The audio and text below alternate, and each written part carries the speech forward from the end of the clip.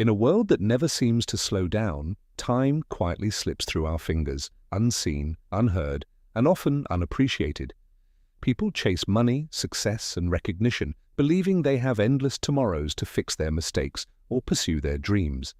But time is the one thing that, once lost, can never be regained. This is the story of a young man who learned that truth a little too late, and how it changed his life forever. Daniel was known in his small town as a tomorrow person. "I'll start tomorrow," he would say. "I'll fix it tomorrow. I'll work harder tomorrow." But tomorrow never seemed to come.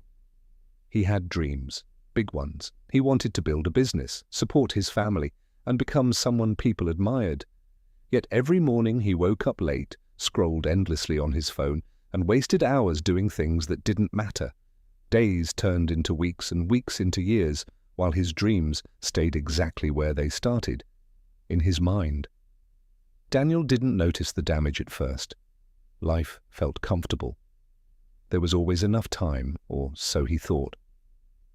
One afternoon, as he sat outside a small cafe, he saw an old man writing in a worn notebook. The man looked focused, almost peaceful. Curious, Daniel approached him. "What are you writing?" Daniel asked. The old man smiled. "I'm writing about my time." "Your time?" Daniel laughed. "Oh, why would you do that?" The old man closed the notebook and looked at him carefully. "Because time is the only thing I ever truly owned, and the only thing I wasted the most." That answer caught Daniel off guard. The old man continued, "When I was your age, I believed I had all the time in the world. I delayed my dreams, ignored opportunities, and chose comfort over growth. Now I sit here, counting what I have left, instead of what I could have built." For the first time, Daniel felt uneasy. "Do you regret it?" he asked quietly. The old man nodded. "Every single day, not because I failed, but because I never tried when I had the chance." That night, Daniel couldn't sleep. The words echoed in his mind, "Not because I failed, but because I never tried." He began to think about his own life, the wasted mornings, the postponed goals, the excuses he repeated like a habit. For the first time, he realized something painful. He wasn't just wasting time, he was wasting his potential. The next morning, something changed. Daniel woke up early, not because he felt motivated, but because he understood something deeper. Time doesn't wait for motivation. It moves forward, with or without you.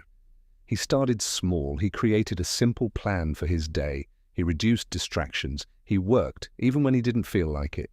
The progress was slow, but it was real. Days turned into weeks again, but this time, something was different.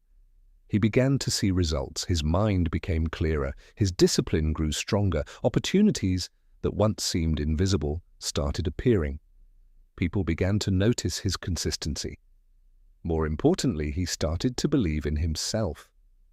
One evening, months later, Daniel returned to the cafe. He looked for the old man but couldn't find him. The chair where he used to sit was empty. On the table, however, was a small notebook. Daniel picked it up. Inside, on the first page, was a simple message. Time is not lost all at once. It is lost in seconds, in excuses, in delays. Value each moment, and your life will change. Daniel closed the notebook, holding it tightly. That day, he made a promise to never again treat time as something guaranteed. Years later, Daniel became everything he once dreamed of, not because he was the smartest or the luckiest, but because he learned to respect time when others ignored it. And whenever someone asked him the secret to his success, he would smile and say, "Don't wait for the right time. That time doesn't exist. Start now, because time is the one thing you can't afford to waste."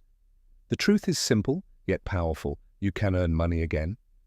You can rebuild opportunities. You can recover from failure. But time, once it's gone forever. So the question is not whether you have time. The real question is, how are you using it?